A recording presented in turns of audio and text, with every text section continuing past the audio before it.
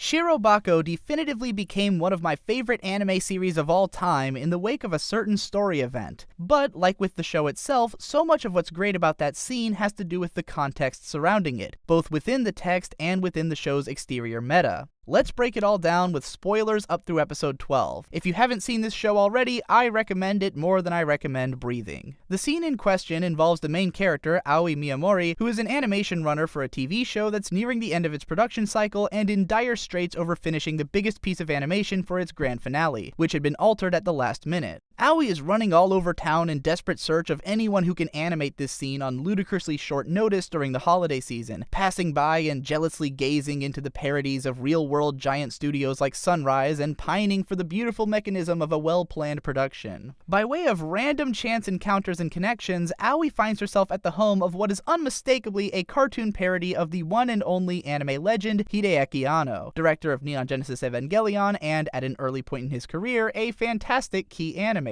This is the first point at which the episode really hits me at my core, because it's fucking Anno. In the context of the story, we are told that this guy is a legend of the industry, and it's easy enough to read what you're meant to think about him and his attitude without having any idea what an Evangelion is, a show which was released when Aoi herself was only 2 years old. But if you do know who Anno is, then holy shit, it's really Hideaki Anno! And of course it is, because what more recognizable face and name is there in the anime industry besides perhaps the truly reclusive Hayao Miyazaki? What could be more climactic in appearance? Who could be more of a final boss for the Core 1 climax of a show about anime production full of character parodies of real-life industry figures than Hideaki fucking Anno? I mean, you don't even have to like the guy to appreciate this on the meta level, but coming from someone who wrote a video term paper about him, I think my excitement is understandable. But it's really everything that comes after Anno's appearance that goes so far in not only justifying it, but making this show's purpose oh so clear and saying so much about the anime industry and its history and its current state of being and what any of this is all about. It's not just that he's Hideaki Anno, infamously notorious director, it's also that he's Hideaki Anno, massive otaku and animation aficionado. It's Hideaki Anno who would be as excited to meet and work with a legendary animator as anyone might be to work with him, and it's both of these Hideaki Annos whose advice is imperative to Aoi at this crucial moment. Anno points Aoi in the direction of one titan of an animator who just happens to work at Aoi's studio, and who's mostly been doing assistant work for other studios because he isn't good at the moe-style drawing that his studio's current show is utilizing. Of course, Anno can easily rattle off this guy's prior work and where his specialties lie because that's the kind of knowledge that Hideaki Anno has. And if Aoi had known the first thing about Anno as an animator, as I do, then she would know that he's mostly good for explosions and debris, not so much for animals or humans. But that older animator, Shigeru Sugie, is not just a character in the show either. He isn't directly based on a real-world figure in the same way that Anno is, but when we actually get to watch the scene that he animates at the end of the episode, it all clicks together to realize that it was, in real life, animated by one Toshiyuki Inoue, a real-life veteran of the industry who is best known for his extremely realistic movement style and not really for having worked on anything moe, more like so many of the most beautifully realistic films of the 90s and early 2000s. It was in researching Toshiyuki Inoue after seeing this episode that I found this translation on Anypages of an interview with him conducted by the president of PA Works himself, Kenji Horikawa, who was of course the producer of Shirobako as well. In this interview, Inoue not only talks about learning from the techniques of people like Hideaki Anno, but also about how important it was for him to learn how to draw fast and to be able to animate as many cuts as he could as quickly as possible, which mirrors the advice that the character Sugie gave to Emma in one of the early episodes, that it's important to develop speed while you're young and full of endurance and to make up the difference in skill later, advice that I personally feel very strongly about and have relayed to many other creatives who were in search of guidance while directly quoting him. I was lucky enough to meet Kenji Horikawa at Otakon this year and got his signature on this reprint of an original Genga drawing from Shirobako. He was personally very interested in the opinions of the American audience on the productions of PA Works and had a questionnaire for us to fill in on what we wanted from anime. I wrote that I want more Diesel-san. If it seems like I'm spiraling away from the topic, it's because that is exactly what Shirobako is all about, threading a needle through the endlessly rich tapestry of anime production. So much of anime creation is so tightly woven, as this small medium evolves so much in on itself and produces so many noteworthy figures and such passion from its audience. Somewhere between the fact that there's all these awesome people people in real life who made all these awesome shows together, and then some of them made this awesome show that features animated versions of so many of the other awesome people doing awesome things, is just fucking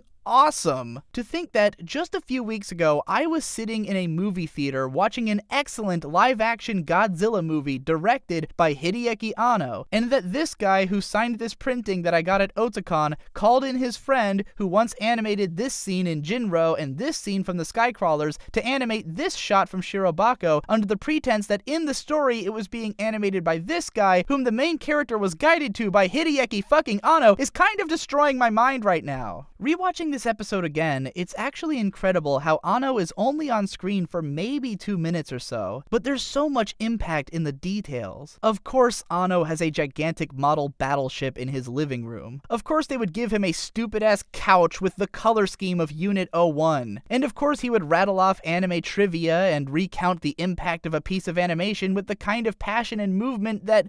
I would. And yeah, when Miyamori makes the connection that Sugie must have animated this other similar looking scene from one of the dramatic moments in her favorite show from her childhood in the same way that I was learning about Toshiyuki Inoue's catalog of work after watching this show, is something that still brings a tear to my eye. Shirobako episode 12 is a damn good episode of a damn good series, and every second of it reminds me of why I love anime so stupidly much in the first place. I know this isn't a scene that everyone could relate to, or even that this video will mean much of anything to a lot of people, but for anyone who spent their days excitedly tracking down everything that your favorite director ever did, or brimming as you thumb through an animator's tag on Sakugaboru, this episode is practically the story of your life, written lovingly by your very own idols. Great Scenes in Anime is hopefully a video series that I'll be revisiting in the future, and maybe next time with something not so intimately personal and more conventionally impressive. Until then, I hope you'll share this video with anyone whom you think would appreciate it, and that you'll check out my other channels for more of my passionate rantings about anime and stuff. Support me on Patreon if you want to see more videos like this, and as always, thanks again for watching. I'll see you in the next one.